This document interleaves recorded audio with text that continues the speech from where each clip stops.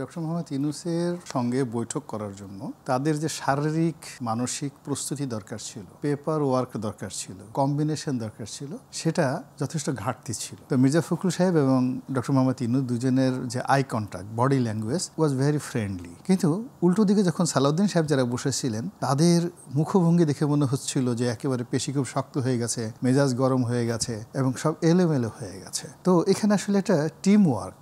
Doctor Mohammad ইউনূসকে আমরা প্রথম থেকেই তাকে অনেকে খুব বড় মনে করছি, আবার অনেকে তাকে খুব ছোট মনে করছি, কিন্তু বাস্তবতা হলো যে তিনি একজন আন্তর্জাতিক মানের খেলোয়াড়। তো এখন তিনি অলিম্পিকের মাঠে মশাল নিয়ে দৌড় দিয়েছেন, এটা চারটিখানি কথা না। ওই মশাল আমার হাতে দেওয়ার সাথে সাথে আমি চিত হয়ে পড়ে যেতাম। এটা এত সোজা জিনিস না। তারপরে তিনি রোনালদো, মেসি, রোনালদিনহো এরকম বিখ্যাত বিখ্যাত লোকের সঙ্গে তার উঠা বসা। আর আমরা বাংলাদেশে কানামাছি, বুহবো, গুল্লাসোর, দাঁড়িয়েবান্ধা এই সমস্ত খেলায় অভ্যস্ত। কাজেই ওনার সঙ্গে আমাদের যে অ্যাডাপশনটা, সেই অ্যাডাপশনটা এখনো পর্যন্ত তৈরি হয়নি। ফলে তিনি যে ল্যাঙ্গুয়েজে কথা বলছেন এবং তিনি যে মার্কেটিং পলিসি অনুসরণ করছেন, এটা আমাদের যে গতানুগতিক রাজনীতি, যেটা বিএনপি, আওয়ামী লীগ, জামাত, আমরা বাংলাদেশে যে রাজনীতি করি, এই রাজনীতির ভাষা থেকে অনেকগুলো কোড ঊর্ধ্বে। It's a different code.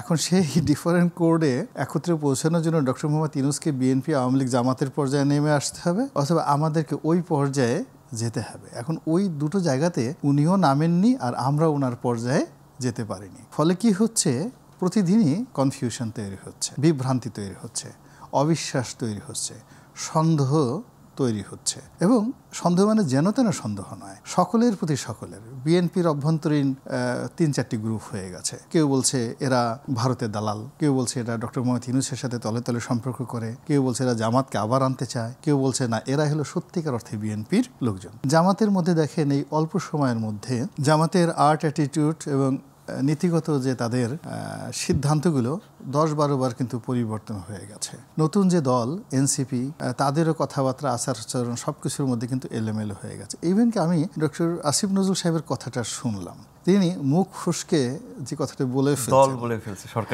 সরকারের জায়গায় তিনি দল বলছেন। এর অর্থ যে আসিফ নজরুল সাহেবও এখনো ওই ডক্টর মোহাম্মদ ইউনূসের যে তার যে ওনার যে হাইট, ওনার যে চিন্তা, ওনার যে চেতনা, এটাই এখনো ওনার উপদেষ্টা মণ্ডলীরা বুঝতে পারেননি।